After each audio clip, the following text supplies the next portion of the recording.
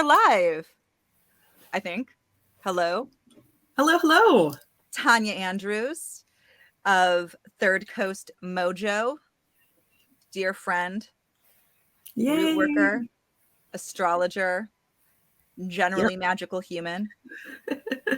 I am Vivi, Henriette of Art of the ZODIAC, and we are here today to talk. Lots of things, the astrology of March, herbs, the underworld, how to cope with said astrology of March, all of it. You are my guide here.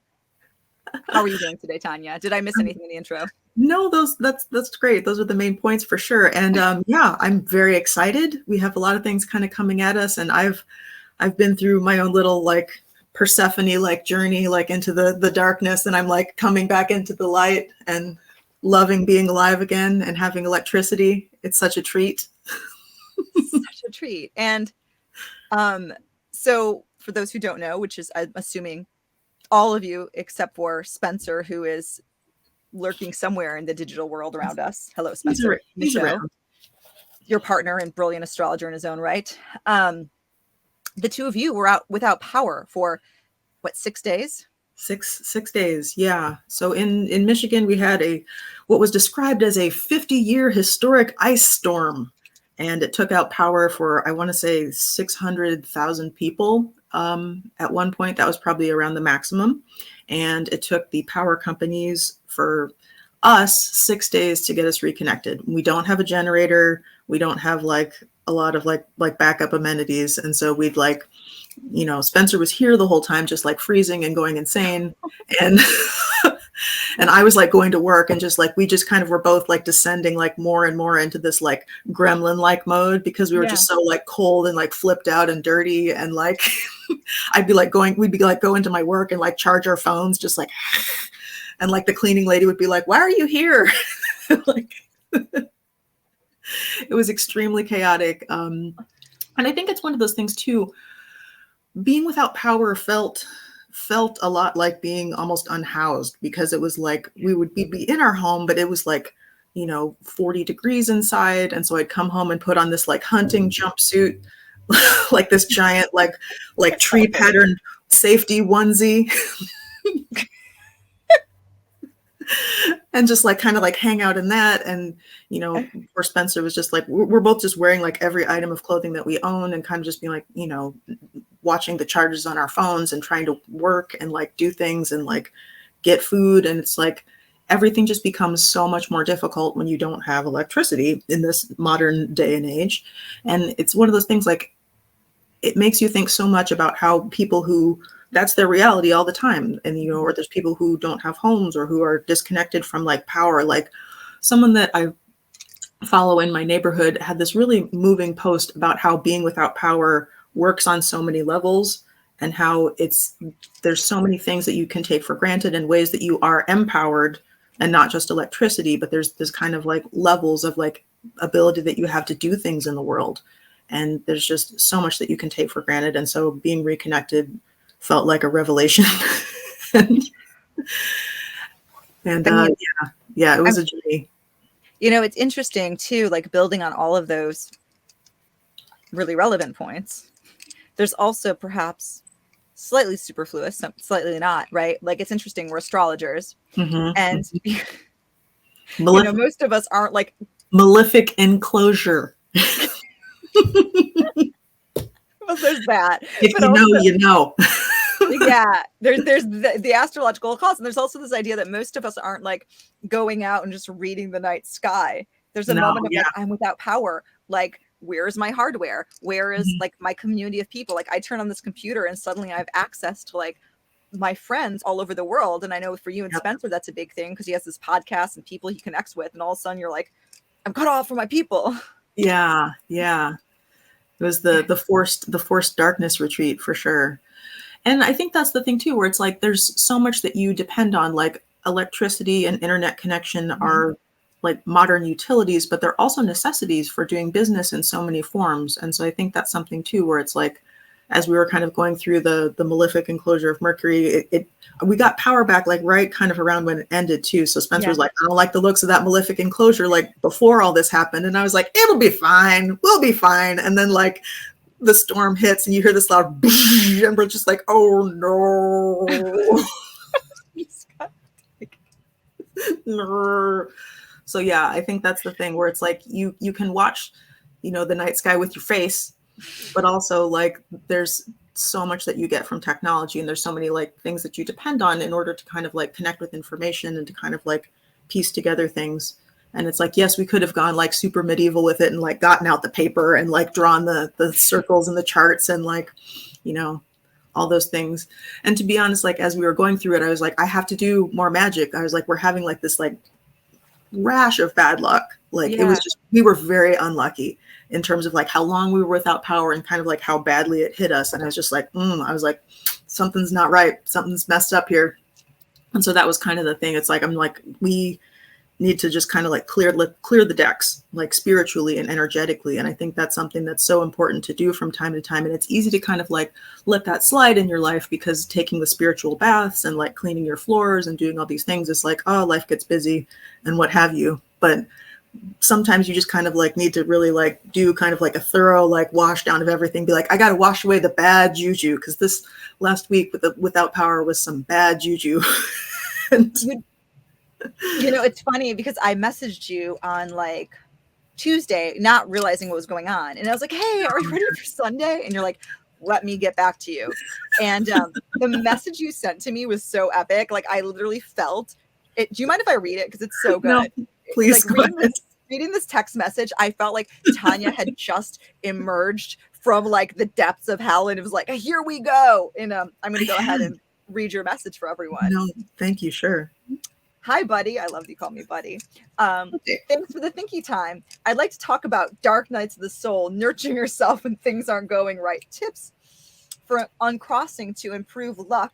My favorite herbs and spices for March's astro weather, and my new custom oils. And I was like, wow, Tanya's had a lot of time to think.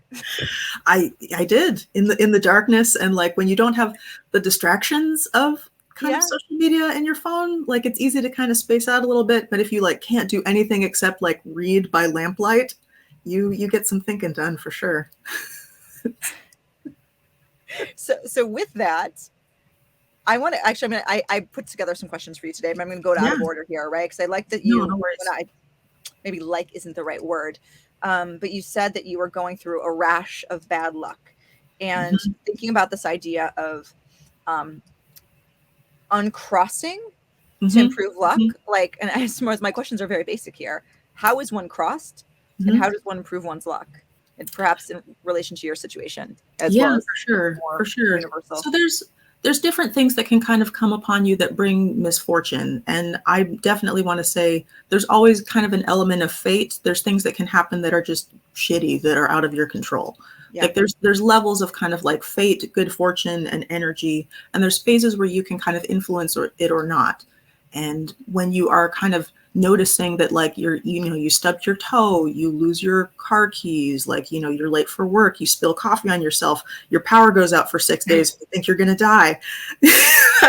Those are times to just kind of be like, hey, where am I at spiritually? Like, where am I at energetically? Like, am I doing everything I can do to kind of like keep the energy flowing and keep it positive as much as I can? And am I making the moves that I can to kind of like be prepared in like the material world, in the spiritual world, and kind of like bringing everything together to kind of like create a unified kind of field of good fortune. So you can kind of notice kind of your connection to things sometimes by how kind of like your luck is feeling. And so there's a lot of things like in my practices where it's like you're working on things to kind of improve your luck, because you're always trying to kind of like ping that atom into a different direction and kind of like bring good fortune into your life and manifest things. And so there's things that you can do for that I really like. I'm thinking, first and foremost, like a good spiritual bath. We had one this morning and I was just like, oh, thank God. And so like you can a good spiritual bath. A good spiritual bath. Yep. So you're gonna what is that? Can you explain? Yeah. So you're gonna light a couple. I like to light a couple white candles, and it's a bath where it's like you'll clean off first. So you like take a shower or something first, and then you can fill the tub. You're gonna put in some salt that you've prayed over. You can use Psalm 23, which is nice, and you can look that up. I don't have all the Psalms memorized. Okay. You can use Psalm 23 or just kind of like an earnest, heartfelt prayer. I always love to kind of activate elements and roots and herbs and things that I'm working with by kind of like breathing on them a little bit and kind of like whispering to them like my intentions for them and awakening in them those elements that I'm looking for and kind of like calling out their strengths and their blessings. So you can do that with some salt. Today we did some solar herbs. I have kind of like a solar salt blend. So I do sort of get high on my own supply from time to time. Like I have this really nice solar Aries salt bath, which is great because it has a lot of chamomile in it. And chamomile is just really good for kind of like good luck and warming and kind of like bringing that light back into your life. I threw a big sprig of rosemary that somehow like made it through the power outage in my refrigerator. Yes. that goes in. Rosemary is really like blessing and kind of cleansing. A little splash of Florida water is always nice. And then you can kind of like have your bath, you got your candles, and then you can get in there and kind of like pray for the negativity to be removed from you. And you'll pour the water over your head and kind of wash it down your body because you're washing the energy kind of down and off of you and kind of like praying for the crossed conditions to be removed from you, praying for negativity to come away from you and to just kind of like get things like, so you're moving downwards and kind of scraping the energy down kind of off your limbs, down the back of your neck, letting the water kind of like run over your head and kind of like go down you and kind of cleanse away the spiritual gunk. Yeah. And then you'll catch a little bit of the water from your bath in a jar and you'll cast it to the sunrise and kind of like pray for it to be taken away from you. And then you let everything kind of like wash down the drain and like drift away. And that kind of is this really nice kind of cleansing process. You let yourself air dry. If you have the kind of situation where you can run around naked for a little bit, yeah, enjoy some like spiritual damp naked time, and yeah, step around your house in the buff and let the air kind of dry you. That way you're not kind of like wiping off what you just put on, and then you can put some oils on yourself to kind of like seal in the goodness. Like some blessing oils, things with Jupiter. You could just take some olive oil like out of your pantry and like pray over that and just like dab a little on your head and kind of like a little on your head. I like to do a little on the back of my neck, a little on my hands and feet to just kind of like close it up. Finish with some other spiritual oils. Like if you have some lovely stuff from like Spirit and Sundry or from me, or there's energies that you really want to be working for, like Venusian energies, Jupiter energies, Mercury energies, anything that you kind of are really wanting to kind of like put on top now that you have a clean slate. Yeah. Like that's the process. So, okay. This is sorry, that was a lot. And actually, I want to follow up with you. Maybe we can like get this into a blog post or something to share with people. Mm-hmm. I'll set this up as an interview after. I'm saying this very publicly, so I remember to ask you and we follow through. If you're okay with this. No, yeah, for sure. Yeah. Okay. We'll put a pin in it. We'll put it down. After. So if say, I love that you make this sun, Aries, exalted sun, salt blend with chamomile in it. Could you also take some like chamomile, like brew some just chamomile tea and pour that into your tub to add to the chamomile effect? 100%. Maybe drink some chamomile in the tea. Yeah. This is the thing. Chamomile is one of my like top herbs for March. It's so good for kind of like that warming solar good fortune. So you can brew some tea, you can drink, like pray over it, drink it, take that energy into yourself. It's great to kind of like do a hand wash with. Like if you're the type to gamble, you would do like a lucky hand wash. And so you would wash your hands with some really strong chamomile tea. You can kind of use it in all those ways. So you could brew some and like kind of like dump it into your tub.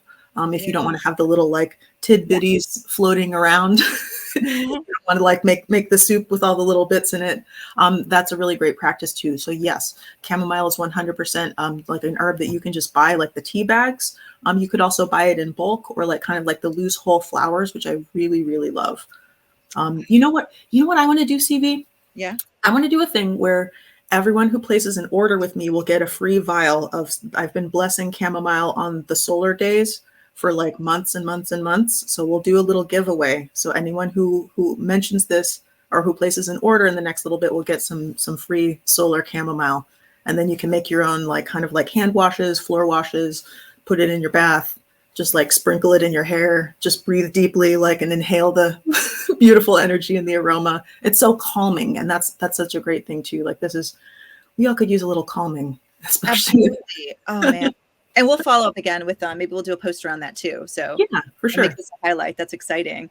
I know I have to place my orders in, which we'll get to these specific products at the end of this maybe, but you mentioned the Astrologer of March, and maybe this is a really great way to jump into it. So, you know, I imagine at this point you've been living under an astrological rock. If you don't know that Saturn is making its ingress into Pisces. Pisces. Wow. It's coming. It's coming. Pluto, dipping into Aquarius. Yep. That's also coming. What else? What's going on in March? What's your, so you've had some thinky time around this. Share for people. Yeah. I've been thinking a little bit about that. I feel like Spencer and I were talking about Pluto the other day, and it's just like some people, I mean, everyone is just like, oh, like some people are like, yay, it's moving off my angle. Some people are like, no, it's moving on to my angle. And, you know, for me, it's been kind of like grinding through my first house. I'm a Capricorn rising. So it's been kind of like cruising back and forth, like over my like ascendant and everything in there for like however long, 20 years or what have you. And so I think it's important to kind of bear in mind that people are like, oh no, Pluto, you know, it's intense. There's these changes and these challenges and this kind of like intensity. And like, but it's also like, it's such a long transit. This is also just kind of like your life too. Like life involves changes and challenges and, you know, kind of like things coming to the surface. And so everything's got to be somewhere. And so my thing is, I'm just like, don't fear Pluto going into a different place. Like it's going to just kind of change that relationship for you. And like, there is probably somewhere else where it's like, it's been kind of like plowing over like one part of your life. And like that area is kind of done. And like, then it's going to like head into like a new phase and kind of like trigger other points and kind of trigger new discoveries and kind of things that you're going to go through. And there's going to be challenges and like, you know, the pustules and like the boils coming to the surface and the pain, but also kind of like the cleansing and the things coming to light that needed to come to light. And so there's going to be challenges, but I'm not like super bent out of shape. Mostly I'm just happy that it's going to be off my ascendant. So 2 questions there, and Spencer's public with his birth chart, right? His rising sign. Yeah, it's not a secret. So both Spencer and I are Leo risings, so we have it hitting our angles. Yep, it's going into the angle. So of course, you know, there's the fear. Sure. But my questions to you: 1, do you remember anything about like Pluto hitting your ascendant? Like do you have like a Pluto story to share for the like an angular Pluto story?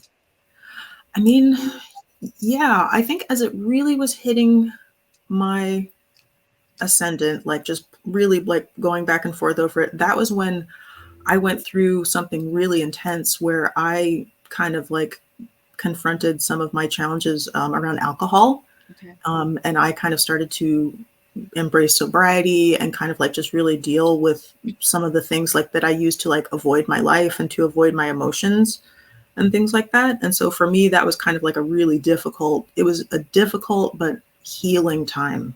So I think that was the thing. And it's like, you know, to be like, oh, like it's kind of like a rock bottom, or there's times where it's like things just get so intense that you're just like, I'm in jeopardy. And to just really get real with yourself, like that was kind of what that experience was like for me, where it's like I couldn't hide from the problems that I had anymore. I couldn't like lean on the crutches that I used to. And it felt kind of like things were being stripped away from me, but it was like so freeing and so healing to kind of confront that. So that energy of confronting things is challenging, but so healing, kind of like once you come out on the other side of it. And like, you know, you go into the fire a little bit, like no doubt, but when you kind of get to really like, you get face to face with like the problems or like the stuff you've buried, like it's just like it just like the hand kind of like shoots up out of the earth and it's just like, like that horror movie moment. You're just like, no, I didn't want that. I thought it was dead forever. And like, so there's that energy a little bit for sure. And like, yes, it can be scary to have that kind of happening in an important area of your life, like maybe your relationships, if it's going into your 7th house or things like that. But it's always kind of like there's a reason, like there's something underneath the surface that needs to be dealt with. And we have so many things like in our lives, like you get busy and things are challenging and it's like, oh, I'll deal with that later. Like, oh, I don't want to have that fight again or whatever.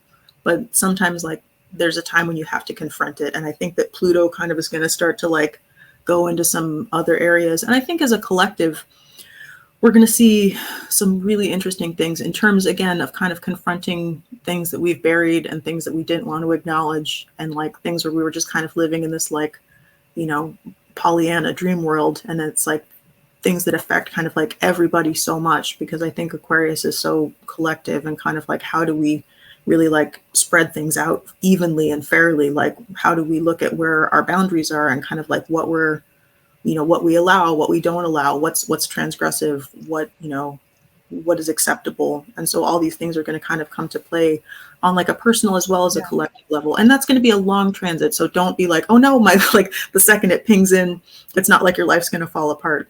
May I add to that? Oh, sorry. Building off that, just because I think it's worth noting when we talk about Pluto as well, especially because Pluto's going into Aquarius, and for everyone, we've had Saturn going through Aquarius, and for a long time, Pluto wasn't a factor, right? Saturn was the thing to really like bring in those harsh laws and restrictions. I know that they do different things, but there is, I think, a level of saying like the stuff that perhaps Pluto, my theory, when it comes to the personal, right? Pluto may bring in a deepening of the stuff Saturn's brought out, but I think I think a lot of us kind of know what we're dealing with at this point because we've had Saturn in that part of our chart. Which you've gotten a taste of it for sure. Yeah. I think that, there's those issues that you kind of encountered, like as Saturn is going through, and it's like, Saturn is kind of chill and at home there, where it's just like, this is like, you know, it's Saturn stuff. Like it's, you know, it's cold, it's boundaries, it's, you know, those kind of elements of like isolation. And are you on the outside looking in? Are you in the inside looking out? Like, where are you kind of in that scheme of things? And so as it's kind of like brought up those issues, now Pluto's going to like, just like plow through and like, just do it to it. So I love this idea of, I have like one of those drawing hands. Oh, like the little downstairs. I just bought, so every time this is what I'm going to think of every time I think of Pluto now, just to like for those listening to this, I don't even know how I would describe this field. What is that? It was an 80s horror film. Is it Evil Dead? Yes. Yeah. Or it's like the hand is like turning on its owner and he's like, nah, like his own hand is like trying to get him. Yep. Yeah. The Evil Dead hand. That is Pluto. Evil Dead from now on. I love it. Yep. Yeah. So, I mean, I think those are some of the energies that I'm most looking at, kind of like coming up. Also, we're going to have kind of some, you know, tricky spots with Mercury in particular. As we have Mercury going through Pisces, it's got the double detriment, and like my favorite area for Pisces, just putting it out there. It's good for so many things. Like it's good for kind of like creativity and like outside the box and like non-linear thinking. Maybe not great for doing your taxes. But can I tell you a funny Mercury and Pisces story? Please, I love them. I had a consultation last night with this young person who was like, they had young, like 19, so first nodal return, right? Oh, wow. And I was trying to describe, it was really lovely, and they were like so just engaged and wonderful. And I was trying to describe, they had Mercury at 15 degrees, Sun at 14 degrees, so this really combust Mercury and Pisces in the 8th. And I was trying to describe Mercury and Pisces, and I was like, well, you don't want to be an accountant, do you? No. So I'm trying to describe Mercury and Pisces, I'm going through it, and I was just like, you know, I have Mercury and Pisces too, which, you know, words, like I just kind of wish I could like telepathically talk to everyone I know. And so I'm saying this, and later on in the reading, this person was like getting kind of frustrated. They were like, words, you know what I'm saying, right? And I was like, yeah, I picked it up. Vibes. It's vibes. Yeah. So people with Mercury and Pisces, like, we get each other. Because you're just vibing. You're just vibing. It's just like telepathic vibes only. Yeah. I mean, I think too, it's like that kind of an incongruousness in terms of communication, like dancing about architecture, where it's like, or like, you know, like smelling about color, where it's just, there's this beautiful kind of synesthesia that can be really fertile for creative endeavors. Just not communicating. It's like, you know, I think like Mercury is like the hustle. Like Mercury wants to like complete the deal and like get something over on someone. And like, that's really hard when you're like contemplating what day is it, or like, where are my keys? Right, where you're just like, where am I? What is time? You're just kind of like swimming through the waters. Yeah, I mean, I think these are times too when it's like, it's nice if you have kind of stashed away some like Mercury and Virgo products, or like a Mercury and Gemini product, and then you can kind of like, if you don't have good Mercury, store-bought is fine. And so you can kind of like use kind of mercurial elements if you have them kind of in like a talisman or a materia form. But you could also kind of like lean on your kind of like herbal buddies. Like I love marjoram in particular for that. And so marjoram is kind of like a really nice like pantry herb that has a lot of mercurial qualities. So that's something that I really love. If we're going down a little bit more of a fancier route, another like herb that I think is really great and would be another kind of like keynote herb for March, in my opinion, would be 5-finger grass or cinquefoil. Okay. So it's not like an edible kitchen herb. It's more like a magical herb. So it's like you can order it online. But it's really great for kind of like luck and attraction and kind of like bringing things to you. Like it's the leaves kind of look like little hands. And so it has this kind of energy of like it's directable. Like you're just like, go get this for me, and it'll do that. And it's really great for kind of like mental energies and for kind of good fortune and kind of like bringing things that you want. It's like these little energy hands that can kind of like go out into the world and like get it for you. And so this is a really nice one. It's great for kind of like speeding things up and communication. And so like I love it for kind of when you are trying to kind of work with mercurial energies, but maybe things aren't flowing as much. Oh, this is called 5-finger grass? 5-finger grass. Yeah. Okay. And so and marjoram's the other. So these are two herbs we have on deck. If we're feeling a little of the sort of mercurial blues or blur, if you will. Yep. You know, because it's interesting because we have the Mercury and Pisces and Saturn going into Pisces, which feels a little bit like, I think Mercury and Pisces sometimes can have like depressive vibes because it can get like, it suffers from confusion and maybe like, no one can hear me, like a little mime in the box. Yeah, just like screaming under the sea. Yeah, that's I always think of like talking underwater. I'm like, why does I'm talking? No one can hear me. Yes, that. You're like, what? I'm here. So we're getting this, and then Saturn into Pisces, I feel can be like a little bit of a like wah wah, like just expression. So this could be like, feels like, and it's like, I don't know, it's the end, it's Pisces season, right? It's like the sort of dregs, not Pisces people, but right, it's just the sort of the last of the like year before we start again in Aries. There is that sort of underworld, sort of depressive vibe, I think. It can feel a little balsamic for sure. To me, it's also very kind of like fertile. Like it's like, again, it's that kind of like the darkness before the dawn, or like that moment when your power is still out, but it's going to come back. We talk about it being like mud season here in Michigan a lot because it's very kind of like soupy, like the ice is starting to melt, like the sprouts are coming up. You're still getting kind of like crazy weather, at least here in the northern hemisphere. And so it's kind of that time when it's like that water and earth energy are just coming together, and it's like wet and it's muddy and it's messy, but there's just like so much potential there. And I think this is the time too where it's like there's so much energy around kind of like dreams and visions and like there's, because this is a Jupiter ruled sign, that energy of that kind of expansiveness where it's like anything's possible. Like you're planting like the seeds in the soil, and it's just like anything's possible. Like you're putting too much stuff in your garden bed and you have too many seed starts, and you're like, I'm going to plant 16 tomatoes in here. I'm a genius. And you're just like dreaming like so big. And I think that like Mercury in here is kind of like, oh, like, how do we get this organized? Like, what's happening? Like, and then Saturn coming in is like, oh, like, are you really going to do all that? How are you going to make this real? Like, this is a giant vision and it's a mess. Like, and so there's that kind of energy of like these things that are trying to kind of like pull that vision down into the concrete a little bit more. And so like, it can be a little bit of a buzzkill though, right? You're like, I want my giant vision. I want my 16 tomato plants to fit in this one garden bed. But it's like these energies are coming in to just be like, hey, like, let's cut some things away. Let's say no to some things, and so that we can say yes to other things thriving. And I think there, Saturn, I just think of this sort of Saturnian reminder of also not all of those plants are going to survive. Right? There's that like, okay. Some of them will die. Some of them will die. Have you thought about death? So this little like skull in a hand, be like, who wants to talk about death?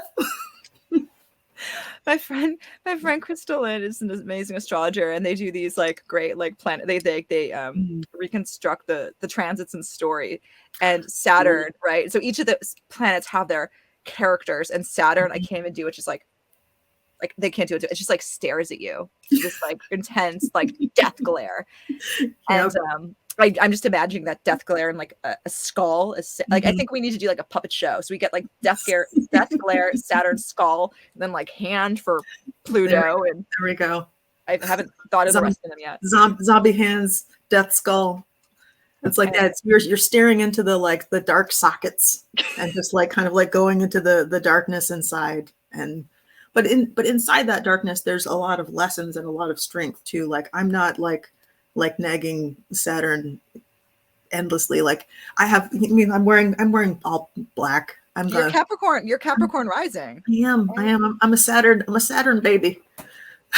I love the darkness and the cold and the like pondering mortality. Like there's kind of like a real beauty in it because it makes you appreciate other things. I mean, sometimes being cold makes you appreciate the warmth, and like being lonely makes you appreciate the company. Like there has to be this kind of like polarity back and forth through life. And so like you can't have just like endless like Jupiterian growth. There has to be times when it's like things get pared down a little bit. And it's like Saturn kind of like going through is like little scythe, little reaper, just reap. Lean into the darkness. That's our astrology for March. Maybe a little bit. Yeah. And it's and anything in excess is painful. I mean, I think Spencer's kind of off to the side, just being like, no more darkness, no more cold, no more loneliness, so lonely. We've done this. Let us out. Yeah, and I think that's the thing too, that like the enforced retreat of it all. To be honest, I think part of this might have been I've had this like large Saturn altar kind of like running because I've been doing some things and it's just like so much darkness. And so I'm like, all right, we're going to just take that energy and start to kind of like pack it up and put it away for now. I think that's enough. That's enough Saturn at Shay, Spencer, and Tanya. Saturn can pass your door from now on. You've done your. We're just gonna turn down the dial a little bit. We're gonna turn it down just a little less. So let's recap the astrology of March. death and more death. No. We got mud. We got zombie hands. We got skulls. And I should say we're having this really lovely loose conversation, but I'll also make a shout out to Spencer Michaud. My dear friend, your partner, who's an amazing astrologer. And for those who are really interested in taking a deep dive to the detailed nuances of the astrology of March, tune into his podcast channel, his YouTube channel. Yes. And he's going to break it down at great length, answer a lot of questions, and kind of really like go over things with that fine tooth comb. Like he's very, very good at kind of like really like pinning down the details and helping you kind of like look at the exact moments kind of like the play-by-play. Yeah. Absolutely. Although, you know, Yeah. one of the things that's coming up that I am excited about is Venus into Taurus. Me too. It's my Venus return, and I have to say I am fully biased when we're talking about all this because my sun is 0 degrees Aries. Mm-hmm. So I'm like, I have extra feelings towards this balsamic period. Yep. You're ready for. You're like the light has to come back. It has to come back at some point. Yeah. So talk to me about this. Yeah, I mean, I think that's the thing. As we head kind of towards the end of the month, you're going to get that really lovely Venus ingress into Taurus, which is just she won't be squared anymore. Right? That's going to be such a treat. Like still kind of like there'll be that co-presence with Uranus, but to me, like that doesn't bother me that much. I'll take it. Venus and Taurus is like a delicious time. And that's one of my favorites. I'm biased because I have a Taurus moon. And so that kind of like, no wonder you make that sweetness, that comfort. Yeah. It's just like, it's that Disney princess vibe, you know, where it's like when one of my favorite things is a while ago, I did kind of a really extensive Venus and Taurus working. And like, so Spencer and I were just like covered in like Venus and Taurus, like herbs and oils. And we went out for a walk and like birds were like coming down and like landing like on his finger, and like a squirrel like kind of like came right up to our foot and was just like looking up at us like adoringly and like chittering. And we were just like, Disney princess, of course. Like, so that's this energy to me, kind of like in a nutshell, is that just like kind of beautiful nature kind of like unfolding and like running up to meet you with like romantic just adoration and enthusiasm. And just kind of this like delicious, sweet, beautiful, earthy energy is so good. And so that's going to be kind of like the balm for the soul, kind of like as like the darkness and kind of like the challenging elements of this month are unfolding. There's also going to be some place in your life that's going to just be really sweet. And it's not necessarily going to be like enduring or like deep or permanent, but it's just this, we all could use like a little treat. So I think that's kind of like, that's your treat. Like you get a little Venus and Taurus, and that's going to just be so sweet and good. So how can we like, talking about the month ahead and how we can prepare ourselves and fortify ourselves. And we know that we have our herbs for Mercury. We're feeling a little cloudy. We have our sort of existential awareness. I mean, I think that we've been sort of feeling where Saturn's, I think that we've all been kind of feeling, I think most of us know the Saturn story at this point. Kind of popping in. Yeah. Well, it's been so long. It's been so much Saturn and like just in its own elements, just like bossing up for like years. And like now we're finally going to have Saturn kind of like sidelined a little bit. And I think that's going to kind of like take pressure off for a lot of different things. It also takes structure away, but I'll take it. I'll take a little less structure. Speaking from the Capricorn rising. So how can we lean into this Venus to really sort of get as much goodness out of it as we possibly can? Yeah, my herb for that is definitely has to be rose. So rose is one of those things like you can cook with it. It's great to kind of like, I really love making a spice blend called Barat. Mine is, I do like cumin, coriander, black pepper, some rose petals, some cinnamon, kind of like crush it all up together. And like, it's really good kind of like into rice, make it with like a pomegranate rice. And then, so you have your like crushed up rose petals. I love using rose water kind of in things like in like a sweet whipped cream. So there's that kind of like beautiful floral quality. I love rose petals for like, you can roll a candle in them. So take a pink candle, carve something that you're interested in into it, and kind of like make a mixture of crushed rose petals and sugar. And you're going to roll the candle towards you. Yeah. Coat it in the rose petals, and then you can kind of burn it and use that as kind of your like magnetism. And like, you can do it as an offering to Venus. You can take those like rose water atomizers. Oh, so delish. Spritz your face, spritz the air, just kind of like really like marinate in that energy. Like rose is so good for that kind of like that love, that romance, that beauty, that kind of like really sweet Venusian energy. So delish. So like just rose it up. So we've been doing where'd I come from? We haven't been doing anything. You have, but you mentioned the rose petals, crushing them up with sugar. Mm-hmm. the sugar to bring in some sweetness. Yes, yes. It's a sweetening work. Like I love kind of like adding a little bit of little sugar, little Yeah. sugar. Yeah, Oh, yeah, I've been yeah. drinking tell me if this is what you feel, what your thoughts are on this blend. Oh, for sure. I've sort of my March herbs have been I've been mixing lemon balm, Mm, calendula, mm-hmm, and rose together. I've been doing both rose mm. powder and rose petals and like making a tea and then taking rose baths. So good, so good. Yeah, yeah. I love that. I love yes, a good floral bath is just like so that's big Venus energy right there. Like you can like just like let the petals kind of like go across the surface of the waters and like let the essential oils kind of like waft up and just really take it in. It's so good. Yep. And I think that's the thing too. Like what's so nice is like there's a wide variety of really lovely flowers that you can Yeah. kind of like make teas with and throw in the bath, like put on your candles. So there's just this kind of like really nice kind of springtime vibe too, where it's just like so good.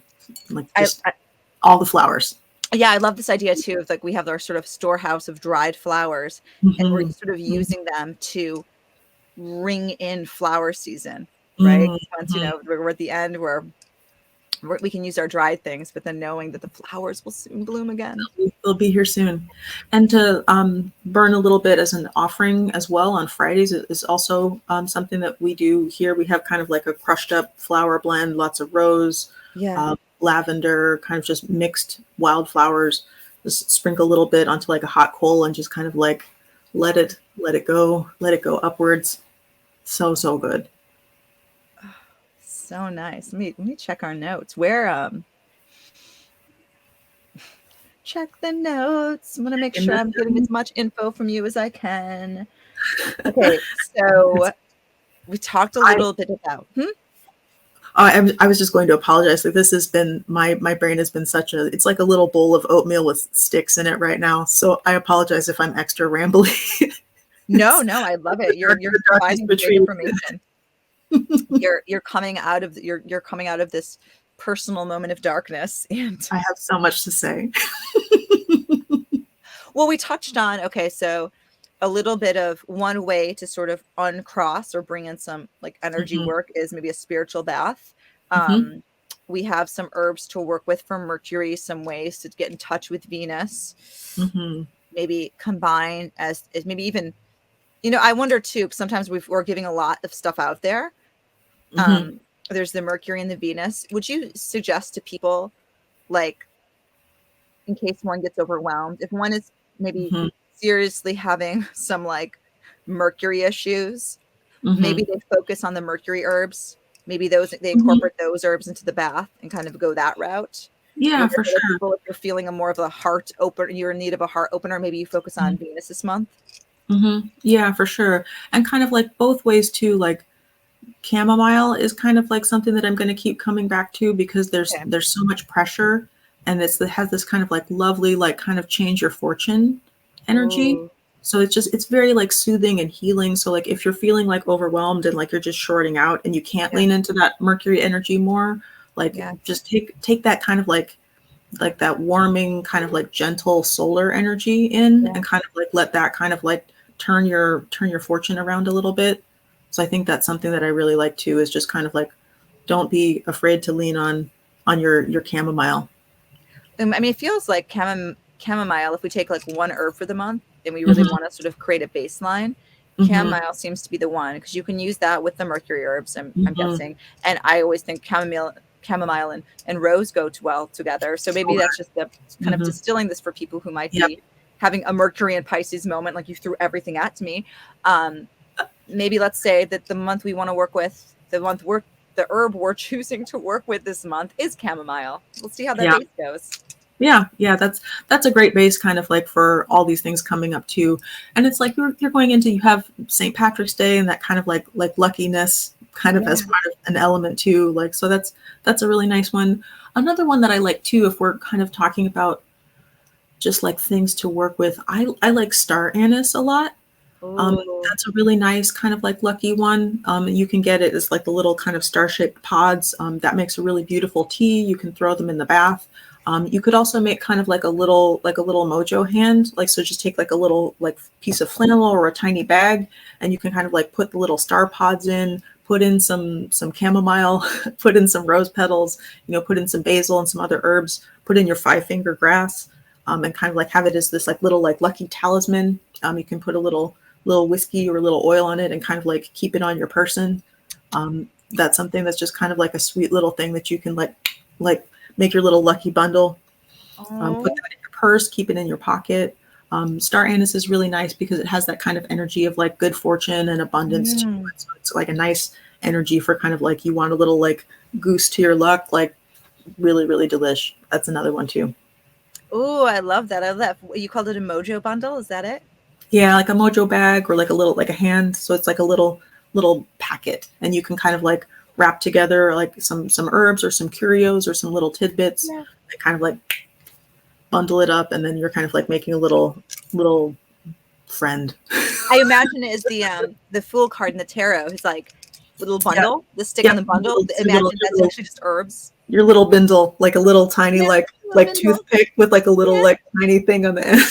You're just like making our little bindles. Bag on a stick. That's perfect as we enter the journey of the Saturn and Pisces of the unknown. We have to have our lucky herbs with us. It's never a bad idea to have more like plant allies. Just connect with those energies, like send them the love and kind of like ask for their support on your journey for sure.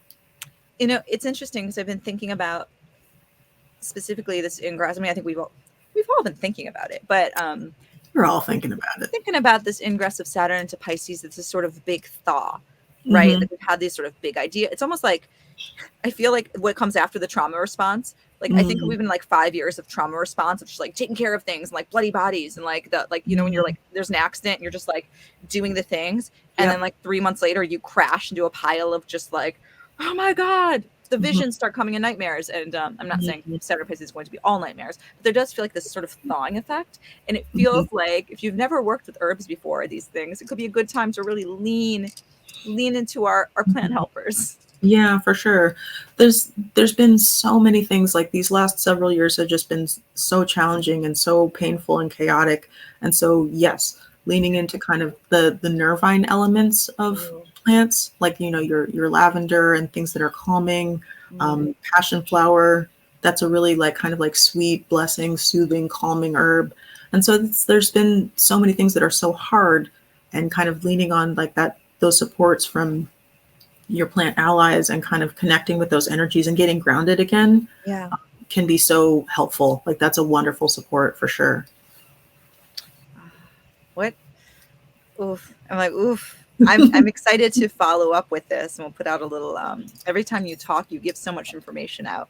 So I'm excited to follow up with this, and we'll put together a little post with some recipes. For sure. Yeah. Maybe now is a good time to sort of segue. Okay, so we've talked sort of briefly about, well, not briefly, it hasn't been brief, but we talked surface level of March. Maybe ways we can work with the energies. Now let's get into the Third Coast Mojo part of the conversation. Mojo. Yes. Yeah. So tell us, for those who don't know, Tanya, what Third Coast Mojo is. Tell me, tell us. Please. Third Coast Mojo is my astrological magic and conjure root working hobbies that kind of merged together and became so out of control that they turned into a business. I just made so many like herb blends and oils and baths and things. And I was like, I should start selling these, like to kind of like support it and to kind of share some of the things that really work well that I just love. I love sharing them with people. So I sell them through Etsy. That's Third Coast Mojo. And I started recently offering a new thing, which is custom oil blends. I have a kind of wide assortment at this point of like things with Mercury, things with Jupiter, things with Venus, kind of like some pretty, kind of like a solid repertoire of like planetary things, as well as an assortment of kind of more traditional conjure oils that come to me. I realized that sometimes people want things that are more specific, like a custom thing, or something like they have a specific challenge, or they want something that really like lines up with their personal astrological chart. So I've started an offering where I will make you a custom blend based on your astrological chart or like an issue that you have or something that you want to work on. Yeah. So I'll do it in, I've got one here. So I'll do it in kind of like a larger gem cut bottle like this. Whoa. And we'll load it up with like flowers and herbs and essential oils and natural fragrances and crystals and all sorts of things like that, kind of based on what your aim is. So like if you wanted something for love, like we load it up with like rose and cinnamon and lemon peel and copper and rose quartz and things like that. If you want something for money, we do kind of maybe more Jupiter things, you know, some basil, some clove, some, you know, maybe clear quartz or like amethyst, things like that, and kind of like make something that's like really kind of custom to you. And I also have an assortment of oils from other elections that I don't necessarily sell at this point, but I would be using some of those kind of like very like special kind of bespoke and kind of like top shelf secret things that I just keep to myself. And top shelf talismanic materia. Exactly. So that's something that I'm really excited about. I'm really liking kind of the challenge of working on personal kind of like custom things and something that's really bespoke and really unique to the individual, kind of based on what their situation is. So that's something that I'm really excited about offering. But I do have a lot of kind of already set kind of like planetary specific or like more traditional conjure oils and powders, herb blends and such as well. Fantastic. Now, do you do the consultations? Are you and Spencer working at all together on this? Is there sort of emerging? Spencer does amazing full-blown astrological readings. So if you need like information, like if you're trying to kind of like get to the root of a problem, it would be great to talk to a professional astrologer like Spencer. And then if you're like, well, but what do I do? Then you can come to me. We'll make you something special that will kind of like nudge things in the direction that you want, or that will act as kind of like this beautiful reminder of your intention, or something that'll connect you with a really specific energy that you want to be working with. Awesome. So it's for people. I mean, I get readings from, I'm a practicing astrologer and I get readings from all sorts of astrologers, but for someone, maybe if it might be I would suggest getting a reading from an astrologer, but then coming to you specifically to work on a specific issue. That's kind of the realm within you're working. So I could say, hey, I'm thinking about this. And then you could look at the chart because again, you're an astrologer as well. So you'll take my request, look at my chart, and then help produce something for me. Am I getting that right? Exactly. Yeah. Okay, cool. I like to lean into kind of like if someone has a really strong planet in their chart, we might play to that a little bit more. Or if someone has something where we can see that there's an area of their chart that's very like depressed or challenging, then we can kind of make some things to kind of bolster and support that. So I like to kind of be able to see kind of where someone is coming from astrologically in terms of crafting something that's really special and supportive for them. Awesome. So you have these custom blends that you're now doing, which is wonderful news. And as soon as we get off this call, I'm going to send you a text. I want a big Jupiter oil. Yes, you got it. You know my chart. Okay. I do. Jupe juice to the max. Jupe juice to the max. And okay, so any other, I know I love talking to you because you always have something that's like been brewing for like a year that you're like, I'm about to release. Any releases on the front that we should be looking out for? I recently put up another round of Come to Me, which is one of the few things that I actually like sold out of basically. So I made another round of Come to Me when Venus was in Pisces before. And it is delicious. It's so beautiful and so good and so like lovey. Like it's fantastic. So that's something that's newer, that's in the shop now that I'm really excited about, because we ran out and people were just like, I want more Come to Me. Like I would put things there. I put all these things and people would only buy Come to Me. And I would just be like, okay, fine. But then I finally have some more. And so I'm very excited to kind of be offering that, because the Venus and Pisces with that energy is just so sweet. It's really, really good. So describe, like, what would I use this for? It's so this is kind of a more classic conjure formulation for magnetism, for bringing things to you. You can use it definitely for love. Like I've had some people use it for love to really wonderful effect, like, finding a boyfriend, finding a girlfriend, like, starting a family, like kind of like bringing things to you that you want, like in kind of the emotional kind of like sweet realm. And you can also use it for other things too. Like if you're looking to just kind of increase your magnetism, or if you're kind of like, if you're dating, or if you're looking for a job, or if you just want things to kind of like start to come your way, like this is a really nice energy for that, because Venus is so magnetic and attractive that it's that kind of blooming flower effect. Like the flower doesn't have to go anywhere. It just like lets its beauty and the fragrance kind of like bring what it needs to it. And so that's that kind of energy with this oil. Like it's just this very, very kind of like magnetic, very sweet, very attractive, and kind of great for like bringing blessings to you.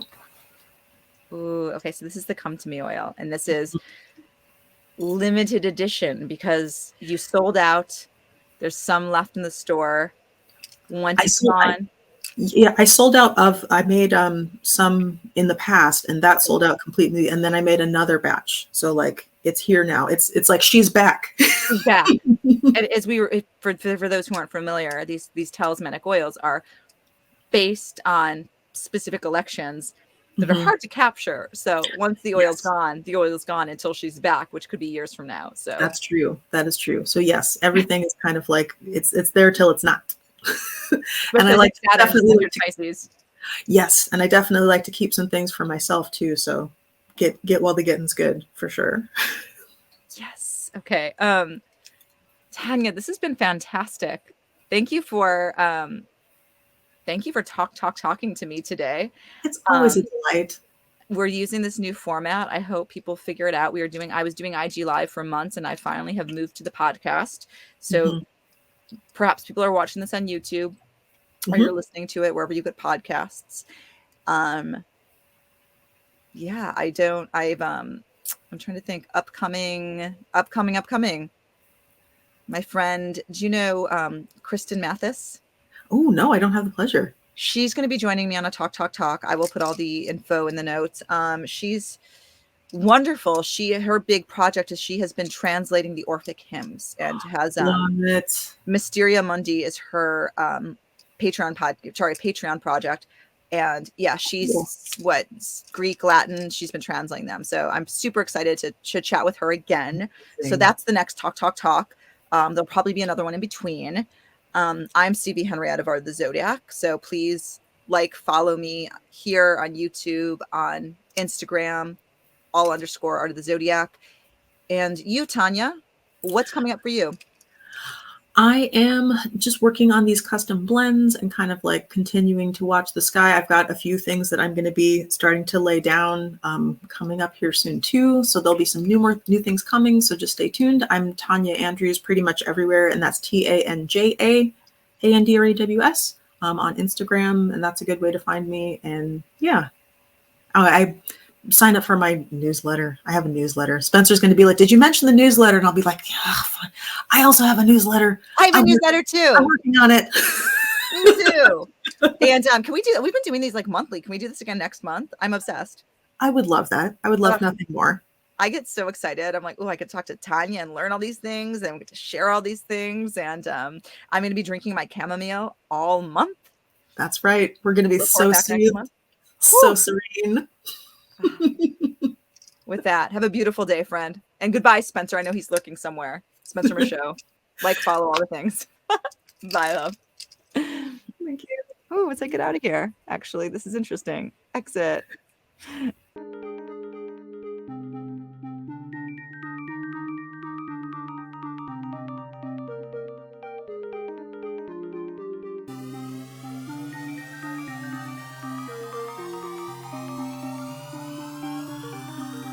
Show me stars in the sky.